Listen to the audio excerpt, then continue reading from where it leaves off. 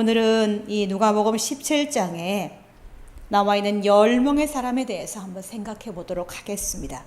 여기 보면 예수님께서 사마리아와 갈릴리로 가시다가 중간에 이 사람들을 만났습니다. 사실은 만난 것이 아니고 예수님이 부르는 소리를 듣고 이 사람을 만나게 된 거예요. 사실 예수님 계획에는 이 사람을 고치고자 하는 의도가 없었지만 이 10명이 예수님을 간절하게 찾았기 때문에 예수님은 그들을 만나주신 거지요. 이 사람의 육신은 반드시 두 가지를 해야 합니다.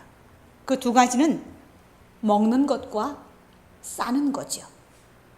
명성황후가 첫 번째 낳았던 아들이 얼마 살지 못하고 죽었습니다. 그 이유는 그 아이가 먹을 수는 있었으나 쌀 수가 없었어요. 항문이 막힌 채로 아이가 태어났어요. 그래서 이 황제의 아들이었던 고종의 아들이었던 첫 아이는 그때 당시에 미국에서 선교사들이 와서 한국의 의료기술이 있었어요. 하지만 감히 왕자의 몸에 손을 댈 수 없다 해서 그 아이를 수술로 째기만 하면 되었던 일인데 결국 째지 않았지요. 그래서 그 아이가 먹기는 하는데 쌀 수 없었으므로 결국 그 아이가 죽고 말았습니다. 그래서 인간에게는 두 가지가 꼭 돼야 합니다. 먹고 그것을 싸내야 살 수 있다는 거죠. 인간의 육체는 또 스스로 살아갈 수도 없습니다. 외부에서 음식을 공급받아야지만 그것이 영양분이 되고 에너지가 되어서 살 수 있습니다. 반드시 외부로부터 공급이 필요합니다. 어떤 곳이든 또 어떤 것이든 모든 것엔 속성이 있습니다. 물의 속성은 이렇게 단단하지 않다는 거죠. 손으로 쥘 수 없다는 거죠. 사람에게도 속성이 있습니다. 제가 이렇게 여러분 앞에 서 있는 것은 저희 어머니 뱃속에 제 유전자가 있었기 때문에 제가 이렇게 태어날 수 있었다는 거죠. 그리고 인간에게는 영원이라는 속성이 있습니다. 이것은 하나님을 따라 하나님의 영원성을 닮아서 우리에게도 영원성이 있다는 거죠. 근데 우리의 영원성은 하나님께로부터 온 거기 때문에 우리 인간들은 부모님께 날 낳아주신 부모님께 물론 감사해야 되겠지만 더 큰 영원성을 주신 하나님 앞에 감사해야 한다는 거죠. 오늘 예수님은 길을 가시다가 애타는 목소리를 듣게 되십니다. 지금은 완치가 될 수 있는 병이지만 이 예수님 당시에는 완치될 수 없었지요. 저주받았던 이 문둥병 환자들이 예수님께 달려왔습니다. 10명이라고 하는 사람들이 달려와서 예수님 앞에 고쳐달라고 했을 때에 이 10명이 모두 다 고침을 받았습니다. 예수님은 너는 고침 받았어. 너는 안 되겠다. 너는 안 되겠어. 넌 다음에 와. 이렇게 하지 않으시고 그 사람들이 어떤 사람이든 상관없이 그 사람들의 성품이나 얼굴이나 지위고하를 막론하고 아무것도 보지 않으시고 그 사람들 속에 있는 그 저주받은 질병에 안타까움을 가지시고 그 10명에게 모두 나음을 허락하셨다는 거지요. 그런데 이 사람들이 제사장들에게 보이기 위해서 걸어가던 중간에 나음을 받았습니다. 걸어가다 보니까 어느샌가 다 문드러진 몸이 온전해진 것을 보았어요. 그때에 9명은 가던 길을 가서 제사장에게 몸을 보이고 자기의 일상으로 돌아갔습니다. 그러나 단 한 사람만은 돌아가다가 다시 돌아서서 예수님이 계신 곳으로 돌아왔습니다. 오늘은 우리가 이 10명 중에 한 명이었던 그 사람이 되는 겁니다. 이 사람이 10명 중에 한 명이었던 돌아왔던 이 사람이 돌아와서 예수님께 무엇을 했을까? 어떤 감사를 했을까? 그것을 우리는 한번 되돌아봐야 한다는 거죠. 한번 생각해 봐야 한다는 거죠. 반드시 이 사람이 분명히 예수님께 돌아올 때는 무엇인가를 하기 위해서 돌아왔다는 겁니다. 이 가장 먼저 무엇을 했을까? 가장 먼저 무엇을 했을까는 성경에 나와 있습니다. 두말할 것 없이 이 사람이 하나님 앞에 감사했습니다. 감사. 이 사람이 15절에 보면 그 중에 한 사람이 자기가 낳은 것을 보고 큰 소리로 하나님께 영광을 돌리며 돌아와 예수의 발 앞에 엎드려 감사하니 그랬습니다. 큰 소리로 하나님께 영광을 돌렸다는 얘기는 아마 이런 거죠. 두 손을 번쩍 들고 다 낳은 걸 봤어요. 그러고 하나님 감사합니다. 이렇게 됐던 거예요. 다 썩어져가는 그 속에 구더기가 끓는 자기 몸을 보았다. 어느 날 깨끗하게 남을 본 그 순간에 두 손이 번쩍 들어졌을 거예요. 하나님 감사합니다라는 생각을 하고, 그리고 바로 발길을 되돌려서 예수님께 돌아왔다는 거죠. 그런데 이 10명 중에는 분명히 사마리아 사람, 여기에 나온 이 돌아온 사람은 사마리아 사람이에요. 그런데 사마리아 사람도 있었을 것이고 유대인도 있었을 것입니다. 또 다른 이방인이 있었을지도 모르지요. 그렇지만 분명히 10명 중에는 다양한 종류의 문둥병 환자들이 있었을 것입니다. 그런데 단 한 사람, 사마리아 사람이라고 지칭하는 사람만 돌아왔다는 거죠. 이 유대인들은 사마리아 사람을 경멸했습니다. 혼혈혈통이라는 이유로, 정통혈통인 자기와 다르다는 이유로 유대인들은 사마리아 사람을 경멸했는데, 그 경멸받은 사마리아 사람은 예수님께 돌아와서 감사했다는 거죠. 누가복음 10장에도 세 사람이 등장합니다. 제사장과 레위인과 사마리아 사람이 등장하지만 이 세 사람 중에 하나님의 뜻으로 하나님의 사랑을 전한 사람은 사마리아인이었어요. 유대인이었던 제사장과 레위인들은 하나님이 전해주신 사랑을 실천하지 않고 오히려 죽어가는 사람을 피해서 길을 갔지요. 그러나 유일하게 천대받고 사람 치고에도 못 들었던 사마리아 사람만이 하나님의 사랑을 실천하여 그를 자기의 나귀에 실어서 그를 끝까지 돌보아주는 사랑의 실천의 모습을 보여주었습니다. 오늘 10명 중에 한 명도 사마리아 사람이고 그가 예수님께 돌아왔다는 겁니다. 10번인들 못 돌아왔을까? 저는 이 고침을 받고 예수님께서 너 그러면 대가로 100번만 왔다 갔다 해. 그럼 저는 했을 것 같습니다. 100번을 못 하겠어요? 200번도 했을 것 같습니다. 썩어져가는 자기의 몸이 다 돌아왔는데, 세상에서 저주받은 몸이라 아무 데도 갈 수 없고 사람으로 살 수 없는 몸이었는데 몸이 깨끗해졌어요. 저주에서 풀려났습니다. 그런데 9명은 돌아오지 않았어요. 마땅히 감사해야 했지만 그렇지 않았습니다. 유대인들이 더 뜨겁게 하나님을 경외해야 하는데 문둥병에 걸렸던 유대인들은 돌아오지 않았다는 거죠. 이곳이 사마리아와 갈릴리 중간에 있었기 때문에 분명히 갈릴리 지역의 유대인도 그곳에 있을 것이고 사마리아 지역의 문둥병 환자도 그곳에 있었을 것이 분명합니다. 그런데 갈릴리 지역에서 문둥병이 발해서 그곳에 거주했던 유대인들은 돌아오지 않았다는 거지요. 더럽고 추악하고 맨날 천대받았던 이방인이었던 사마리아인은 기꺼이 길을 돌이켜 감사함으로 예수님께 돌아왔기 때문에 인간사 정말 아이러니한 일이지요. 늘 천대받았던 사람은 하나님을 진정으로 경외하는데 늘 존중받았던 유대인들은 사실 마음속엔 하나님의 경외하는 마음이 없다는 거죠. 이 자녀들도요, 부모가 돈을 많이 들여서 공부를 시킨 자녀보다 부모가 조금 소홀히 하고 소홀되어서 자란 자녀들이 나중에 보면 더 부모를 애틋하게 섬기는 것을 봅니다. 참 아이러니한 일이지요. 성경에도 이런 역전의 내용은 수도 없이 많습니다. 다윗은 그의 집의 막내였습니다. 가장 존대받지 못했죠. 그래서 사무엘이 이새의 집에 찾아올 때에도 다윗은 그 자리에 없었습니다. 수려한 형들이 사무엘 앞에 다 서 있었으나 하나님은 모두 아니라고 하셨습니다. 그리고 들로 쫓겨난 그 막내를 데려오라고 하고 그에게 기름을 부으셨습니다. 사무엘은 이새의 집에 있는 모든 아들들에게 용모가 너무 수려해서 한눈에 반했습니다. 과연 하나님의 사람이라고 사무엘은 말했지만 하나님께서는 그 용모와 그 외모는 보지 말라 하셨습니다. 그리고 내가 택하지 아니하였다라고 말씀하셨습니다. 가장 작고 가장 영향력 없는 다윗을 하나님은 선택하셨다는 거죠. 근데 오늘 본문에도 실상 와야 되는 사람은 유대인들은 오지 않고 버림받았던 사마리아 사람은 돌아와서 감사의 인사를 드리고 있습니다. 나는 여기 상황에서 보면 나는 돌아오지 않은 9명인지 돌아온 사마리아 사람인지를 우리는 한번 생각해 보아야 할 것입니다. 제가 지난주 수요일 날 들었던 꽁트를 다시 한번 전해드리도록 하겠습니다. 천국과 지옥에는 놀라는 3가지가 있다고 합니다. 천국입니다. 먼저. 아, 드디어 내가 왔구나. 그리고 두 번째는 그분이 안 보이시네. 그리고 세 번째는 아니 저놈이 어떻게 여기를 왔지? 라고 한답니다. 지옥에도 세 가지 놀라운 일들이 있다고 합니다. 그것은 첫 번째는 내가 여기를 오게 되다니 라는 것과, 두 번째는 저분이 어떻게 여길 왔지? 라는 것과, 그놈이 안 보이네 라는 것이라고 합니다.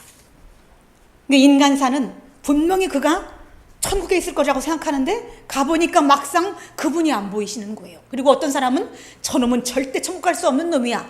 그런데 막상 보니까 저놈이 어떻게 천국에 왔을까? 라고 생각할 정도로 하나님 앞에는 다르다는 겁니다. 내가 만약에 난 천국 갈 수 있을 것 같은데 하나님은 나를 보고 넌 절대 천국에 올 자격이 없어 라고 하면 어떡할까?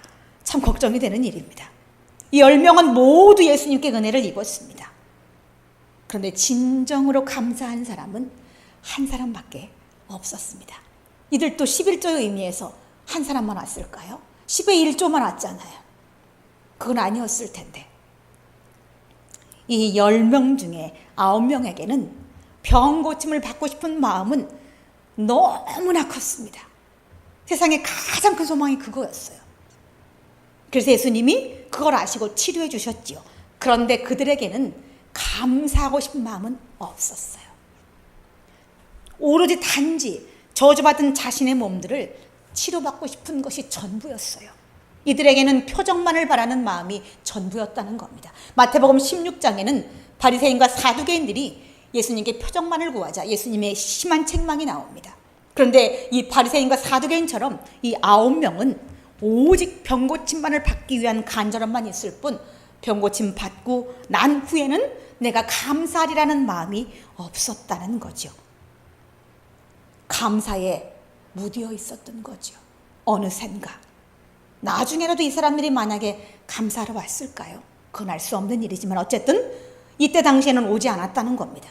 마태복음 5장 23절에는 하나님께 예물을 드리려고 하다가 형제에게 원망들을 일을 만한 일이 생각나거든 예물을 그 자리에 두고 먼저 가서 형제에게 화목한 후에 예물을 드리라는 말씀이 있습니다.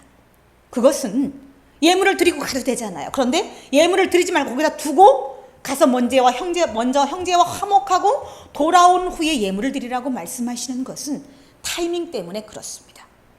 지금 예물을 드리는 것보다 가서 먼저 형제와 화목하는 것이 더 중요하기 때문에 하나님께서는 먼저 예물을 두고 가서 형제와 화목한 후에 와서 예물을 드리라고 말씀하시는 거죠.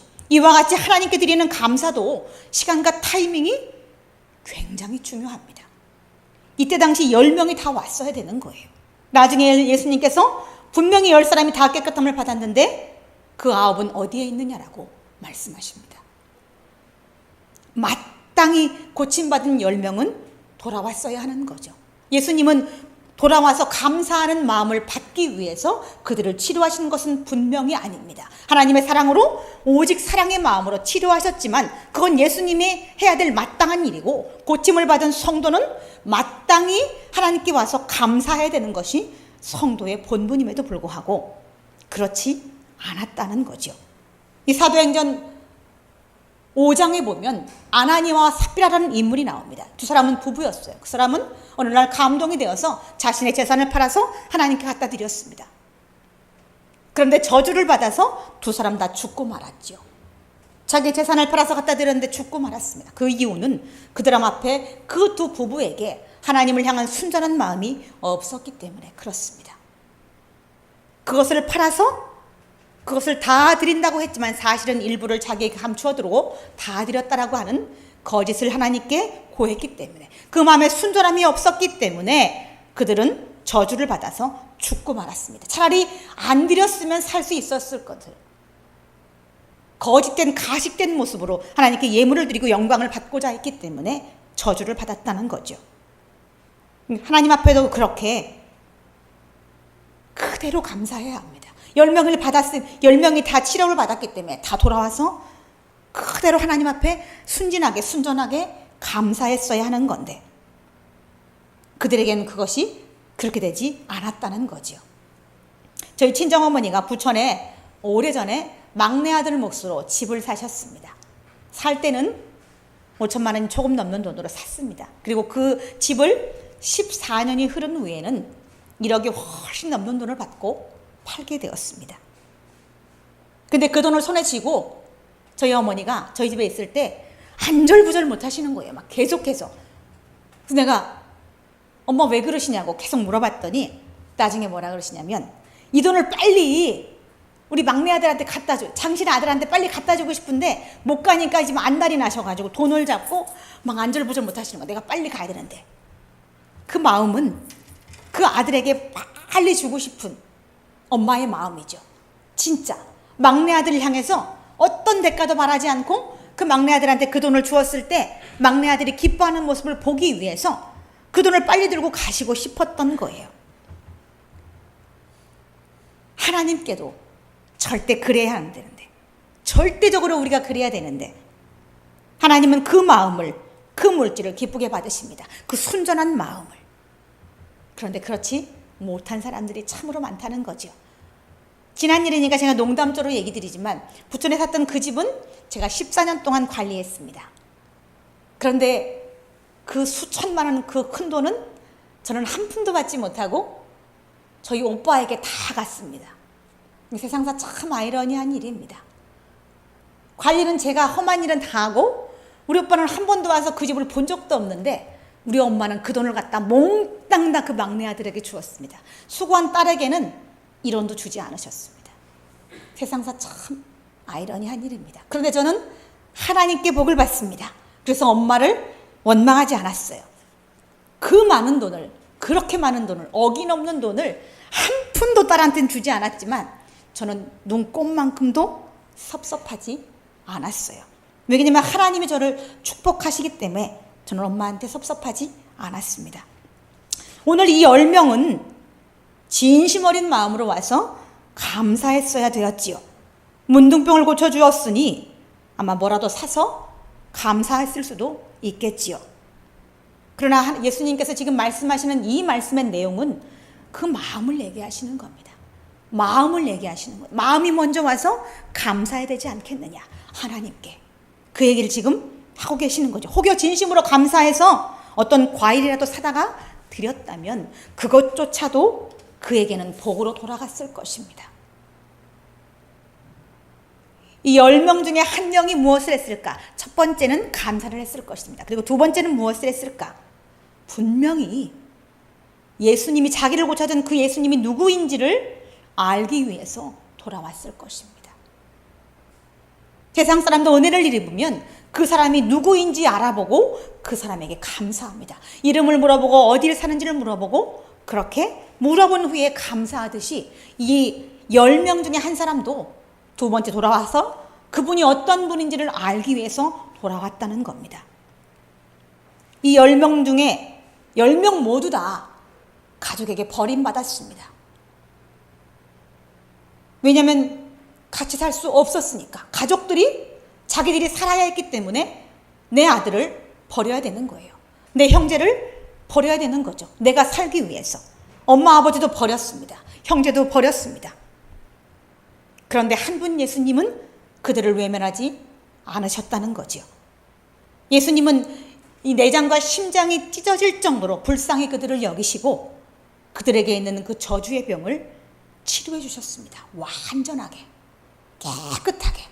어디 한 부분, 이 문둥병을 여기 한 군데 남겨놓고 치료하시는 것이 아니고 온 머리부터 발끝까지를 깨끗하게 치료하셨어요. 영원하게. 다시 문둥병이 다시 발하지 않도록 근원까지 완전하게 없애는 치료를 해주셨습니다. 도대체 이분이 누구시길래 어떻게 문둥병을 치료하셨을까?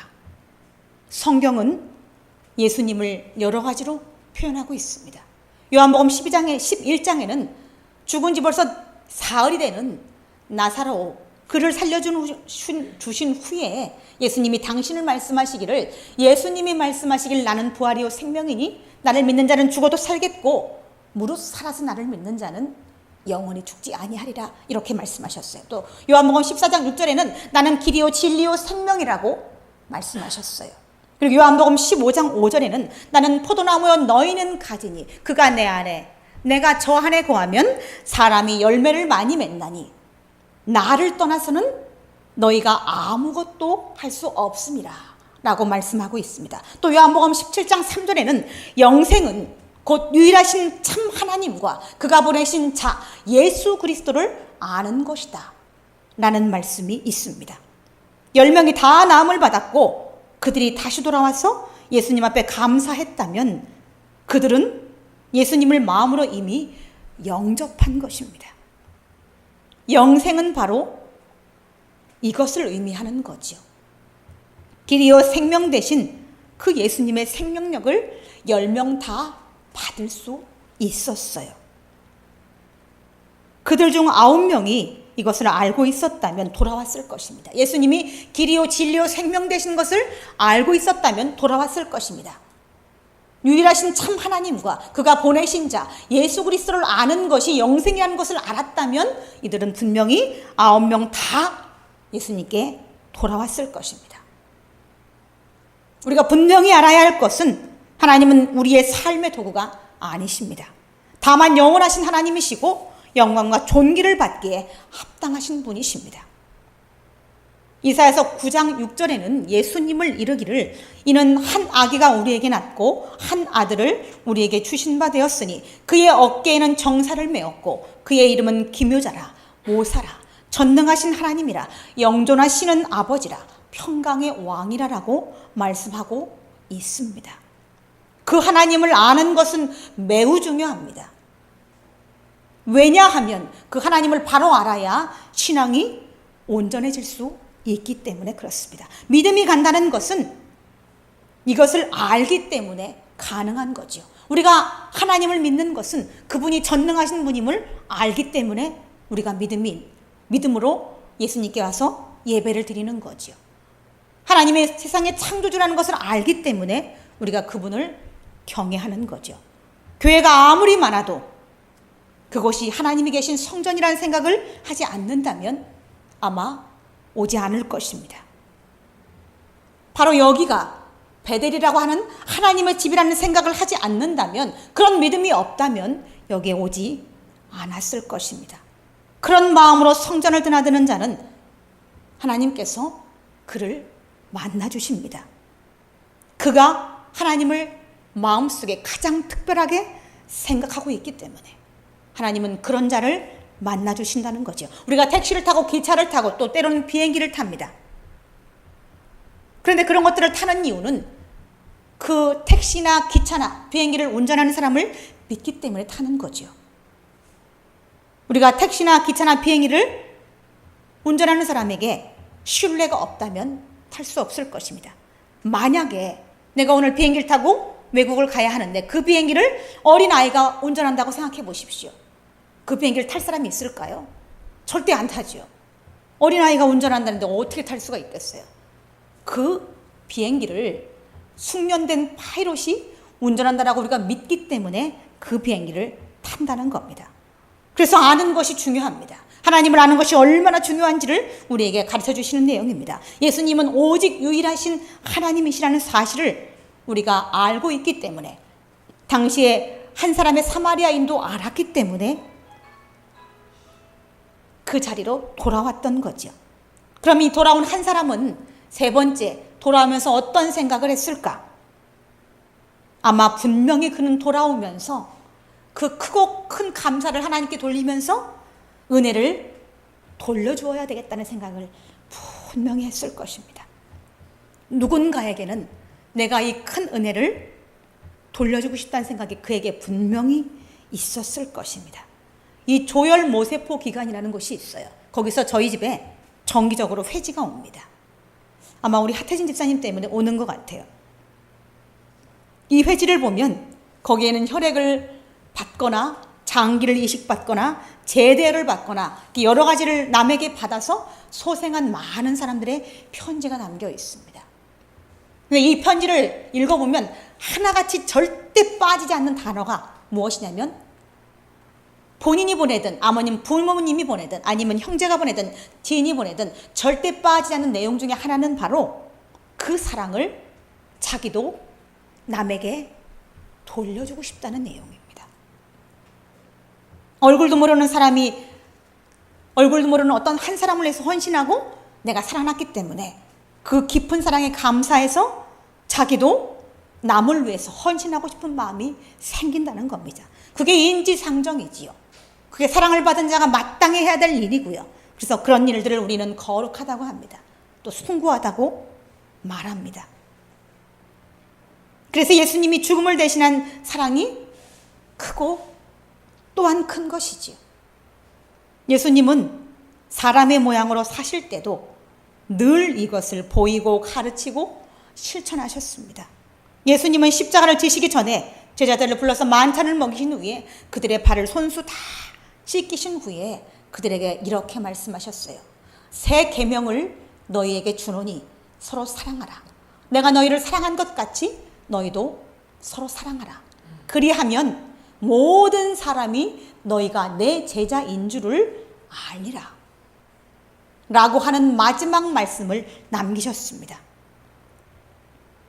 이제는 더 이상 예수님이 제자들과 함께 있을 수 없게 되었습니다. 다만 세상에는 예수님이 가르쳐 주신 12명의 제자만 남게 되었어요. 그때에 예수님이 가르쳐 주신 그 사랑을 제자들이 세상에 나가서 돌려주라고 그 말씀을 남기신 것입니다. 서로 사랑하라는 얘기는 제자들끼리만 사랑하라는 얘기가 아닙니다. 세상에 사는 모든 사람이 서로 사랑하라는 얘기지요. 하나님은 부모 사랑, 또 이웃 사랑, 하나님 사랑을 십계명을 통해서 우리에게 분명히 가르쳐주고 계십니다. 그러나 인간들은 잊었지요. 탐욕으로 다 잊어버렸지요. 그 말씀들이 기억되었던 그 자리에는 다 비워지고 오직 그 속에는 더럽고 추악한 인간의 탐욕과 이기심만이 가득 채워져 있습니다. 서로 빼앗는 잔인한 모습만이 사람들에게 남게 되었습니다. 예수님 당시 너무나 참혹했던 유대 사회의 모습을 보시면서 예수님은 가슴 아프셨습니다. 어디에도 하나님의 사랑을 찾을 길은 없었기 때문에, 찾기 어려웠기 때문에 가슴 아프셨습니다. 예수님 당시에도 지금도. 그래서 우리는 하나님이 주신 계명들을 다시 상기해야 된다는 거죠. 성경을 통해서. 제가 드리는 말씀이 아닙니다. 이 성경을 통해서 우리는 잊었던 말씀들을 다시 기억해야 할 필요가 있다는 거죠. 그리고 예수님께서 서로 사랑하라는 말씀을 하실 때 새 계명을 너희에게 준다라고 말씀하셨어요. 이건 새 계명이 아니에요. 구약성경에 이미 선포되어 있는 말씀인데 왜 새 계명이라고 말씀하셨을까? 원래 있던 말씀인데 우리가 그것을 잊고 있기 때문에 새 계명이라고 말씀하셨던 겁니다. 그런데 말씀은 이렇게 하기는 참 쉽습니다만 이것이 쉽지가 않습니다. 잘 안 되는 일이지요. 하고자 해도 안 되는 사람이 아마 부지기수일 것입니다. 저도 그렇고 여기에 앉은 분들도 아마 예외는 아닐 것입니다. 그래서 우리에게 하나님이 필요합니다. 스스로 할 수 없기 때문에. 나는 할 수 없어요. 하나님이 내 속에 정한 마음을 주셔야 가능하기 때문에 우리에겐 절대적으로 하나님이 필요합니다. 하나님의 말씀은 악한 인간을 선하게 합니다. 하나님의 말씀은 죄를 지은 인간이 자신을 돌아보게 하십니다. 그래서 회개할 마음을 갖게 하시고 진심으로 자신의 마음을 낮추고 겸손하고 사랑의 모습으로 변화되게 하십니다. 그래서 우리에게는 하나님이 절대로 필요합니다. 사랑하는 성도 여러분, 만약 여러분에게 나는 악한 것이 좋습니다. 그렇게 너한테 말씀하신다면 그건 할 수 없는 거죠. 하나님께서는 인간에게 선택할 수 있는 자유의지를 주셨기 때문에 나는 그런 거 필요 없습니다. 하나님의 구원 같은 거 필요 없습니다. 라고 말씀하신다면 할 말 없겠죠. 그러나 악을 떠나고 의롭고 아름다운 삶을 살고 싶다면 하나님을 붙잡아야 되는 거지요. 오늘 10명 중에 단 한 명 사마리아 사람이 예수님을 붙잡았던 것처럼 그렇게 우리는 절대로 예수님을 붙잡아야 합니다. 그 손을 놓아서는 안 된다는 거죠. 우리의 부모님이 우리를 한량없이 사랑하십니다. 또 내가 내 자녀를 끝없이 정말 한없이 사랑합니다. 그런데 우리 하나님은 그 사랑과 비교할 수 없을 만큼 우리를 사랑하십니다. 부모인 우리는 내 자녀를 위해서 대신 죽어줄 수 없습니다. 그러나 예수님은 대신 죽어주셨죠. 위험해서 우리는 부모는 자식을 지킬 수 없습니다. 그래서 세상에 수많은 자식들이 죽어갑니다. 그러나 하나님께서는 위험한 가운데도 그 아들을, 그 딸을 지키실 수 있다는 거죠. 저는 지난 주간에 사실 하나님의 크신 은혜를 깨닫고 지난 주간에 정말 너무 감사한 한 주간을 보냈습니다. 제가 이 얘기는 안 드리고 싶었는데 제가 잠깐 말씀을 드린다면, 저에게 아주 올 초부터 이상한 증상이 있었어요. 많이 몸이 안 좋았잖아요, 제가. 그런데 그때에 제가 계속해서 혓바닥이 어눌해서 발음을 정확하게 하지를 못해서 제가 일부러 말을 곱씹어서 했어요. 왜냐하면 발음이 안 돼서. 그것이 마치 한 4, 5개월 이상 지속되었습니다. 근데 저는 그때마다 왜 갑자기 이렇게 발음이 안 될까? 그렇게 생각했습니다. 그랬지요. 그리고 온몸이 다, 머리부터 발끝까지 다 부어서 손도 구부러지지 않았고 눈도 잘 보이지 않았습니다. 그리고 결국에는 6월 초에 눈의 혈관이 터지고 말았습니다. 그런데 제가 그 이유를 알았어요.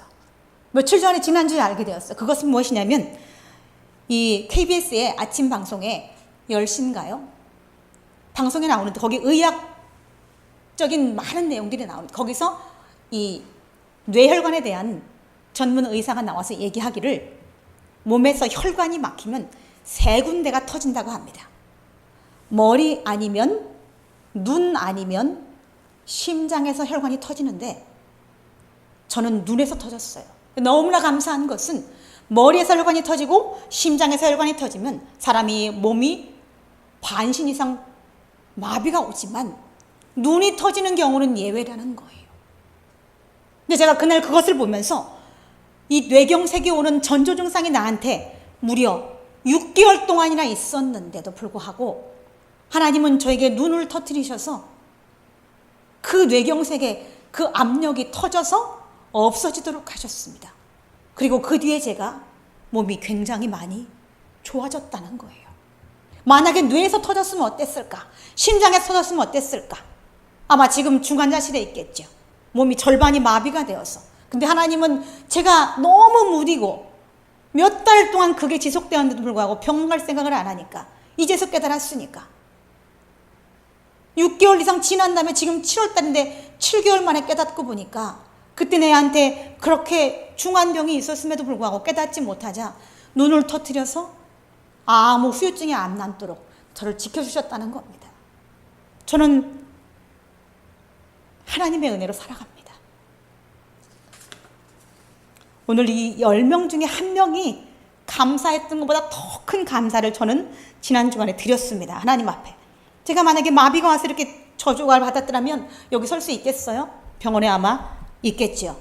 그리고 영원히 그 모습으로 살아갈 것입니다. 한번 마비가 오면 그 몸은 절대 풀리지 않아요.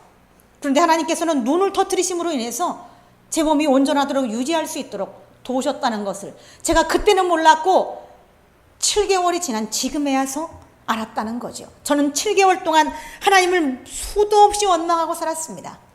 그런데 그 원망하는 가운데도 하나님은 나를 오직 사랑하시기만 하셨다는 것을 제가 7개월이 지난 지금에야 알았다는 거죠. 하나님은 우리를 끝없이 사랑하시는데 우리는 그것을 모르고 지나갈 때가 너무나 많이 있습니다. 나를 얼마나 사랑하시는지를 모르고 그 하나님을 원망하고 불평하고 때로는 더 참혹한 모습으로 하나님 앞에 서 있습니다. 그런데 하나님께서는 우리에게 아무 내색도 안 하십니다. 말씀도 안 하십니다. 변명도 안 하십니다. 그냥 나중에 우리가 깨닫게 되고 그때는 부끄러움을 느끼는 것 뿐이지요. 오늘 이 10명 중에 1명이었던 이 사마리아 사람은 진심으로 하나님 앞에 영광을 돌려드렸습니다. 우리의 삶이 이 10명 중 한 사람이었던 이 사람처럼 이런 모습으로 살아가야 하지 않을까요? 주님의 은총과 주님의 영원하심이 여러분들과 영원히 함께 하시기를 축원을 드립니다. 우리 다 같이 기도하시겠습니다. 하나님 아버지, 하나님의 은혜를 참으로 감사합니다. 하나님 아버지, 10명 중에 다 고침을 받았으나 무려 9명은 감사하지 않았습니다. 예수님께 돌아오지 않았습니다. 하나님, 우리가 10명 중에 감사했던 이 한 사람이 되게 하여 주옵소서. 그래서 우리가 하나님을 경외하는 삶이 우리에게는 복으로 돌아와서 늘 감사하며 살 수 있도록 우리 모두를 축복하여 주옵소서. 우리에게 신실한 믿음을, 신앙을 허락하여 주옵소서. 감사와 영광을 드리며 우리 구주 예수 그리스도의 이름으로 기도드리옵나이다. 아멘.